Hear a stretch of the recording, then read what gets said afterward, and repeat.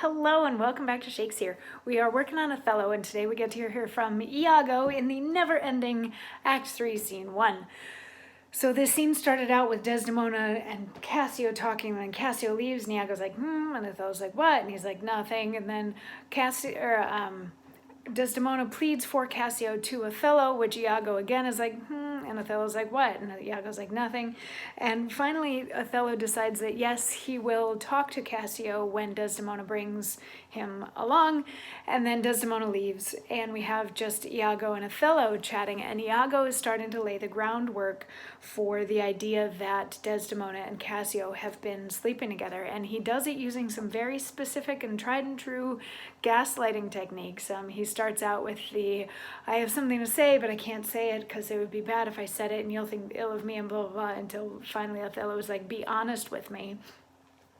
And in yesterday's monologue, we had Iago pointing out that Othello should pay attention to how Cassio and Desdemona are interacting, because Othello had said the day before yesterday, he said that he trusted Desdemona completely. You know, of all the men that she could have had, she chose him, so he trusts her. And until there's any sort of proof, he doesn't want to do anything. And Iago's like, take a look at how they're interacting. And Othello's like, what? No, and Iago's like, and I shouldn't even say anything because it's Cassio, who's my friend. And Othello's like, and I trust Desdemona implicitly. And Iago is like, as you should, that's a good thing. And Othello's like, well, but sometimes people do weird things that are against their nature. And Iago says, there's the point. As, to be bold with you, not to affect many proposed matches of her own clime, complexion, and degree, whereto we see in all things nature tends. One may smell in such a will most rank, foul disproportions, thoughts unnatural. But, pardon me, I do not in position distinctly speak of her, though I may fear her will, recoiling to her better judgment, may fall to match you with her country forms, and happily repent. So what he's saying here, Othello is going on that, she's honest and I trust her and she chose me, she loves me, and that's the way that things are. That's the natural order of things as they exist.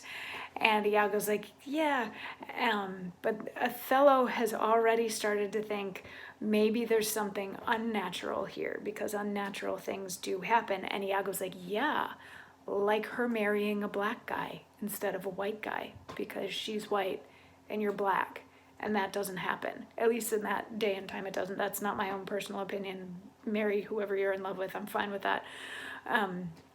But what Iago is saying is that maybe her marrying Iago was so completely unnatural that at some point she's going to come back to her senses and realize that she should be with someone of her own race and station in life and all of this sort of thing. So he tells Othello essentially that that's kind of what he's afraid of, and Othello is like, man, I gotta think about this for a minute. He's like, just leave me alone for a minute. And Iago starts to go like he's gonna go, and Othello is like, why am I thinking these thoughts now?